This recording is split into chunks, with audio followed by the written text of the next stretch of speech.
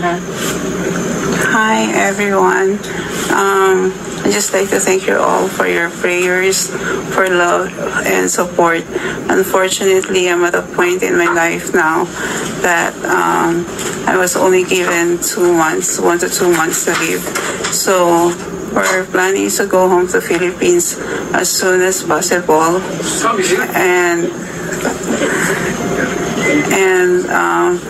So the contact person in Philippines, in the USA, is Ate Cheryl Gutierrez Francia. And if you need more information, you can also, the people in Philippines can also contact Ruth Ann Clavio Bolaño. I will send the link of their Facebook profile so you know who to contact.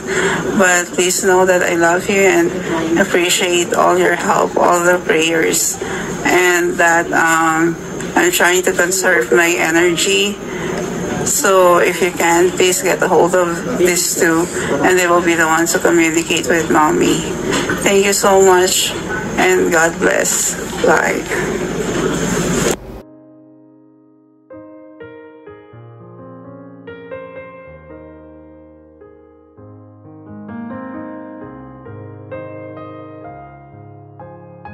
Hi, Irene! Gusto ko tong opening remarks ko sa iyo. Open remark! Hello, Irene. First of all, I love you. I miss you. Gusto ko tang yakapin. Alam mo yon, gusto ko tang halikan. Una sa lahat, gusto ko tong video na to ay masaya lang. Ayoko yung video na ito maging malungkot, pero di natin maiwasan baka maiyak. Hindi natin alam. Hindi ko na rin kailangan mag-introduce sa'yo kasi kilala mo na ako kung sino ako. Ako lang naman ang bulol sa lahat ng tropa. I miss you, Irene. Nung nalaman ko na nagkasakit ka at na-post mo na dumadaan ka sa sitwasyon na hindi maganda ang kalusugan mo, mas always ka sa prayer ko.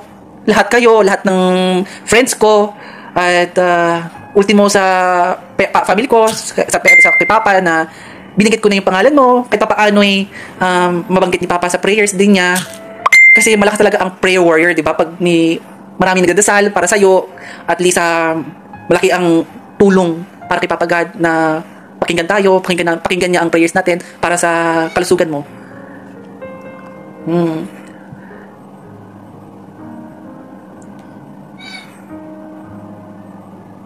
Yung paggawa ko ng video sa iyo, Irene, ng mensahe sa iyo, Irene, ilang take yata ako nag-take ng video. Kasi, syempre, nabablanko ang isip ko, nabablanko ano ko, kasi sa lahat ng mga nangyayari na gitong sitwasyon. Pero alam kong kaya mo yan, Irene. Alam kong kaya mo yan. Alam kong kaya mo yan na malakas ang faith mo kay God. Basta, tandaan mo, lahat kami nagmamahal sa'yo. Kay Tita Sally, wag kang kay Tita Sally na mag-alala kay Tita Sally. We always in touch kay Tita Sally, at always namin siya rin sa prayers. I love you, Irene. I love you. Dapat hindi muna ako nanood ng mga video ng mga akla, mga tropa natin, at least hindi ako naiiyak kasi lahat ng mga video na sinad nila ay talagang naramdaman ko talaga ang lahat ng mga message nila sa iyo, Irene. Lahat tayo talaga dadaan dyan sa ganyang sitwasyon, Irene. Alam ko yan. Kaya sana patagan mo ang sarili mo, at I love you. You're like a sister to me, Irene. You know my family, you know Tatay, my brothers, you know my story. I will cherish all the memories that we have. Thank you, Tita Sally. Thank you, Irene. Story that I shared to you, I hope it will make you smile. Make you happy. Yes, make you happy. I love you so much, Irene. I will miss when the Mengay, like, thank you, Irene. I like the sound when you say Mengay, even just thank you. I love you, Irene. Thank you for all the memories. Thank you for being there when the time that My nanay struggle. Thank you, Irene. I love you so much. I love you, Irene. Hi, Irene. Si Bebe to. Sana naririnig mo ko ngayon. Gusto ko malaman mo na mahal na mahal na mahal na mahal kita. Bilang pangalawang kapatid ko.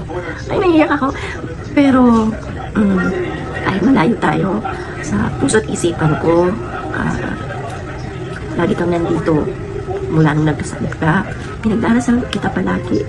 Hindi ko nakakalimutan yun sa Panginoon. Na kahit ganyan yung sitwasyon mo, na sana palakasin ka pa niya, lagdagan pa ng konti pa ang buhay mo.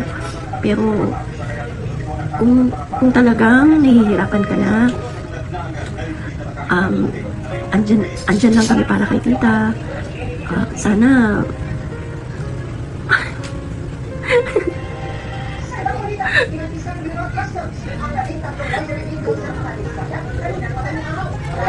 gusto ko kasi kita mayakap. Gusto kita makita, pero parang komplikado na lahat. Kaya nahihirapan ako magsalita kasi gusto ko.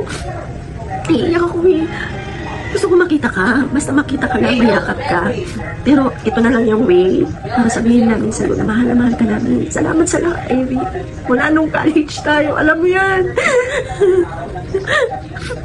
Alam mo yan kasi diba, inang-chat ko na sa'yo na ikaw nabuo sa isipan ko na mag-paint. Kasi nakita ko sa'yo lahat. Hanggang ngayon ay idolo kita kasi napakalakas mo. Napakagaling mo. Binigay na yata sa'yo ng Diyos lahat ng mga talento. Kaya lang, ito na lang siguro hanggang dito na lang talaga tayo. Kaya nalulungkot ako. Basta Irene, kahit saan ka man mapunta ngayon, hindi, sa langit lang pala. Kahit saan sa langit ka ay may mapunta, mahal na mahal ka namin, tsaka hindi namin papabayaan si Tita. Maraming salamat. King ko iba yung video ko sa'yo. Alam mo naman ako, di ba? Bye-bye, Irene. I love you. Bye-bye. Hi, Balakang. I hope you're not in pain right now and just watching our videos. And I hope this lifts you up. I want to thank you for everything, for all the advices you've given me. I miss your laugh. Lalo na pag feeling mo parang, slow mo, kulot. Parang mga ganun mo, di ba? Talaga to si kulot, yung mga ganun, yung mga moments natin na mga sabaw. Actually, namin. Minsan din meron ka rin tayo, actually. What else? I want to thank you for introducing me sa chocolate rice. Remember that? Unforgettable sa akin. Kasi ikaw ang nag-introduce sa akin. Wow! Chocolate rice! Parang ang sarap naman ito. And alam mo, naaalala ko. Paano yung tawa mo? Yung sinabi ko yun pala, di ba, kakaibang rice pala sa parang Bengal rice. And right now, it's one of my favorite rice actually. Ang hirap lang yan bilhin or hanapin dito sa Manila. Pero, I love it. And every time,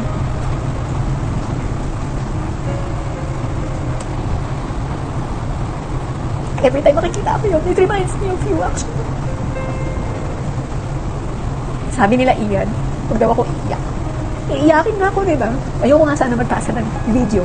Kasi, yan. But anyways, ayoko na maiyakin. Pero, I just want to thank you for everything. For all the advices. Nakikinig naman ako kahit na mukha lang hindi. And, yun lang. I love you so much, Irene. Sa leader of the pack. You know that, right? You're the leader of the pack. Natin.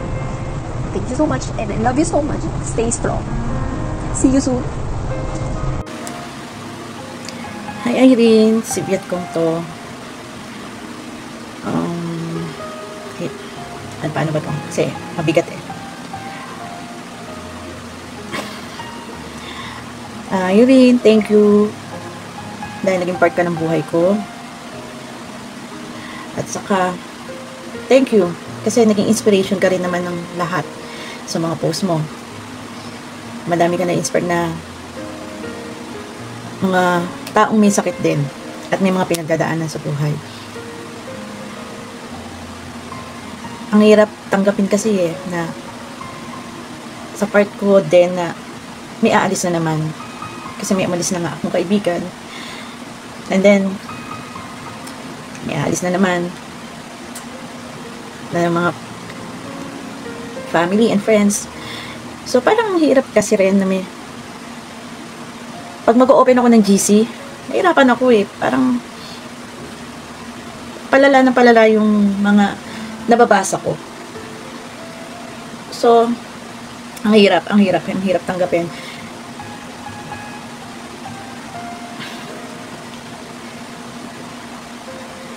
Wala akong masabi. Talagang nagde-dead air ako kasi masakit talaga. Nasa healing process kasi ako. So, parang ang hirap. Basta, Irene, mahal na mahal kita. Thank you. At naging part ka ng buhay ko. Naging part ka din ng buhay ng anak ko. Actually, lagi siya nagbabasa rin ng mga post mo. Thank you sa lahat. Pero alam mo, every time na nakikita ko ang post mo, pray ako, nag-wish ako, sana umaba pa buhay mo. I love you, Irene. Ang hirap magsalita talaga. I love you. Hi Irene, si Rito. Hindi ko actually alam kung paano ko sisimulan yung message ko. Pero I think pinaka the best talaga na salitang pwede kong maibigay is thank you. Salamat sa lahat ng magagandang memories, sa friendship, sa inspirasyon. Salamat sa lahat. Yung pakikipaglaban mo sa buhay is nagbunga yan ng magagandang inspirasyon sa mga followers mo. Actually ako palihim ako nanonood eh kasi minsan nakikita ko yung mga vlogs mo. Pero isa sa gusto ko talagang sabihin sa'yo, which is hindi ko ma-message eh, hindi ko siya ma-text agad-agad kasi nga parang gusto ko laban lang. Pero realizing on the side na kung meron ka mga worries in life, minsan kasi nakaka-contribute yun eh sa resulta ng mga ginagawa natin. Kung meron ka mga worries in life, meron ka mga alalahanin, iniisip, mga pendings, let go na yan.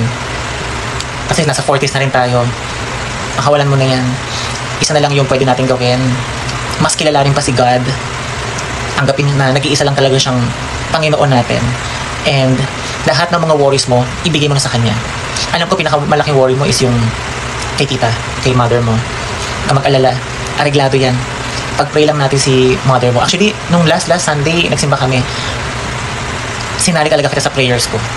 Kasi actually, meron akong 3 member of my family na pinagdadasal ko. Isinali talaga kita. Special mention, kakauna-unahang ka pa sa pangalan. Kasi nga, marami din kaming pinagdadaanan sa buhay na syempre hindi naman ako nag-flaunt ng ganyan eh. Puro mga happy thoughts lang, mga happy moments lang inaano ko. Pero syempre, malakas ako kay God, naniniwala ako doon. Kiniklaim ko lagi, malakas ako kay God, which is nakikita ko naman yung resulta. Kaya nga nung, I think 2 weeks ago, isinali kita sa prayers ko. Sabi ko, lagi niyong iingatan si Irene. Lagi niyo siyang iingatan. Actually, binanggit ko yung buong pangalan mo eh. Irene Fufi Letudi. So sabi ko kasi, mas maganda kung talagang direct, alam mo yon, yung naka-address talaga kung kanino yung prayers natin. So, for me, Irene, maraming salamat. Salamat sa lahat, sa friendship, sa inspirasyon, sa mga ipinakita mong tatag mo. And, lagi ka lang kakapit kay God, hindi ka naman niya binitawan din eh. So, ang masasabi ko pa, uulitin ko, yung mga worries mo, hanggarin mo na siya. Kumbaga, pag dumating yung time na yon, isa lang yung pwede mong sabihin sa Kanya, kay God, thank you for the gift of life. Yun. Actually, hindi ako relihiyosong tao, pero sa dami ng milagrong nangyari sa buhay ko, nakita ko talaga yung presence niya. And kung ginawa niya sa akin yun, ginawa niya sa pamilya ko, gagawin din niya sa'yo yun. Trust God lang always. Lagi mong babanggitin yung pangalan ni Jesus Christ. Hindi ka niya pababayaan. Maraming salamat ha, Irene. Thank you. Hi, Irene. Ayan to. Ayan, Grace Zapanta. Narinig mo ko, Irene. Kamusta ka, Irene? Gusto ko malaman mo na kahit malayo kami, lagi ka namin naaalala. Lalo na this past few days na lagi kami updated sa nangyayari sa'yo. Lagi ka namin pinag-uusapan sa GC. Thank you for Miss Rods, for Tita Sally, sa pag-update sa amin. Irene, I just want you to know that I admire you so much. Lalo na nung college natin na nalaman ko na pareho tayong laki sa Sunday school. Na marami tayong alam na songs, hymns, Bible stories. Ang dami nating similarities. Feeling ko nakahanap ako ng churchmate sa school. And also, syempre, yung mga masasayang alaala sa bahay ninyo. Kinukup-kup nyo kami lahat sa bahay yung maliit sa Makati. Pag wala tayong klase, pag ang haba ng vacant. Actually, Nagkakating pa yata tayo doon para lang tumambay sa inyo. Thank you sa pagpapakain sa amin. Doon na kami naliligo, doon na kami natutulog, magdamag, tapos babalik sa school. Hindi lang ikaw, pati si Tita Sally, tinanggap kami.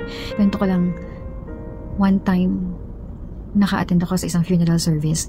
Tapos ang batian ng mga bisita na dumarating doon sa relatives. Congrats, congratulations.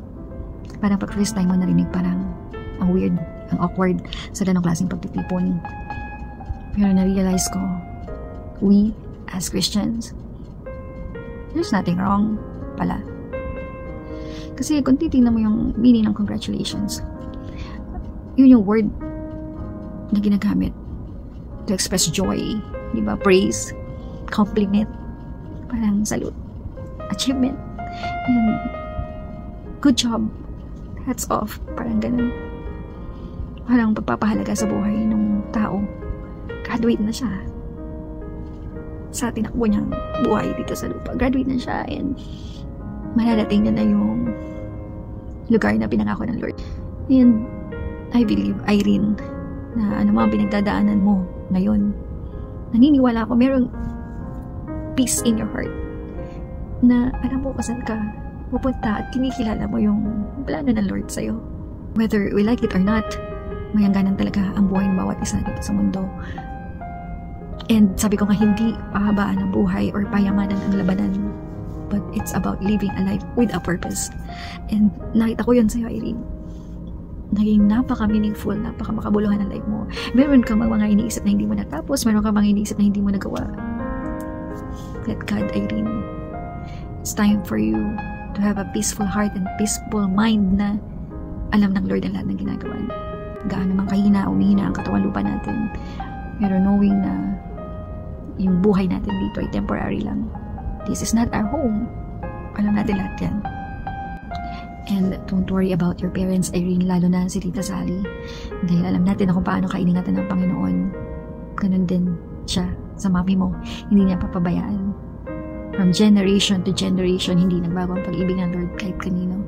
Tita Sally, na I know it's very hard for you din bilang isang ina, lalo na sa isang ina na nagluwal at nag-aruga. Doon nangihina yung katawan natin, pero alam ko yung spiritual life natin, nakakabit tayo sa Lord. At meron ka rin, alam ko, Tita, meron ka rin kapayapaan, knowing na alam mo kung saan pupunta si Irene. At balang araw, pupunta rin tayo ng Tita, magkikita-kita. Si Irene, naging mabuting kaibigan, naging mabuting anak. Kasi merong mabuting ina na nagpalaki sa kanya. Tita, thank you. And we are not perfect. Pero nung time na kinilala natin yung Lord as Savior, nagsisi tayo sa kasalanan natin, tinanggap natin siya tagapagligtas. So yun the best thing na ginawa natin. Kasi knowing na Jesus is the only way, alam natin kung saan tayo pupunta at the end of the day. And what the Bible says about heaven, ako na-excite ako. Kasi we will be able to see Golden Gate, angels singing, mga loved ones, and your throne, and lalo na to meet Jesus face to face. I love you, Irene. Thank you for everything. Hi, Irene. Honestly, I don't know how to start. Maybe because hindi ko kaya na makita ka sa ganyang sitwasyon mo. And that's probably one of the reasons kung bakit hindi rin ako responsive sa chatroom natin. Pero you know what, despite that fact, gusto ko sabihin sa'yo na mahal kita. At lagi kitang pinagdadasal. Mula noon hanggang ngayon, nandyan ka para sa amin. Kayo ni Tita. At nagpapasalamat ako sa lahat. Lahat. I thank the Lord na nakilala kita, nakilala ko kayo. You made such a huge difference in my life. You are my sister, my friend, my family. Sayang nga lang, hindi na tayo magkikita in person. That's why I just wanted to send you this video message para kahit papano maramdaman mo yung pagmamahal namin sa'yo.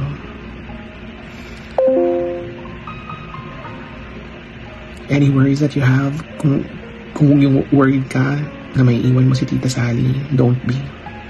Andito lang kami. Andiyan ang Panginoon. God will take care of everything. Sana pagdating mo sa langit, patuloy mo kaming gabayan. Patuloy mo rin kami pagdasal pag nandun ka na. Mahal na mahal kita, Irene. I love you with all my heart.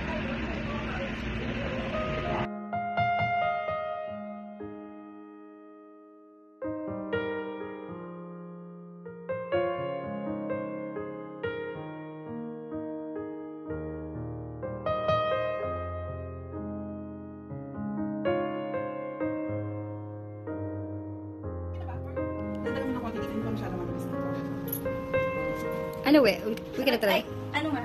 Atin niya ako ni Vicky. Ni Laura. Doon sa ano?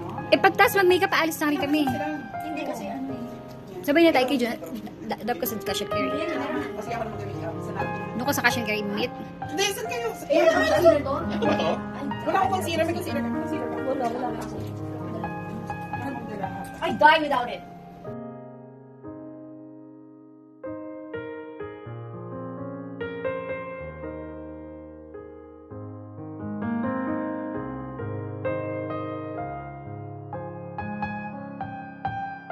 Beauty Plus.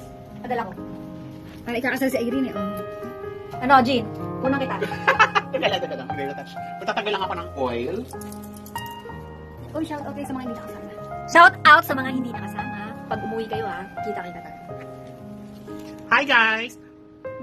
Hi, vlog! Hi guys! So we're here at Carol's Sweet, Solana. So if you like the video, click the subscribe button and don't forget to click on the bell notification. Vlog pala! Makeup artist, ano ba? Ano? Hi guys, it's my wedding today. So pinapunta tayo para mag-makeup sa kanila. Wait, painting Yes. painting. Hindi pa. Parang napupo. Oo nga, hindi pa natapos dyan. Teka nga. Grabe no, layo ng binyay ko para lang makeup pa. Ang layo ng binili mo ng makeup artist mo. Ano ba, Valenzuela? Ay,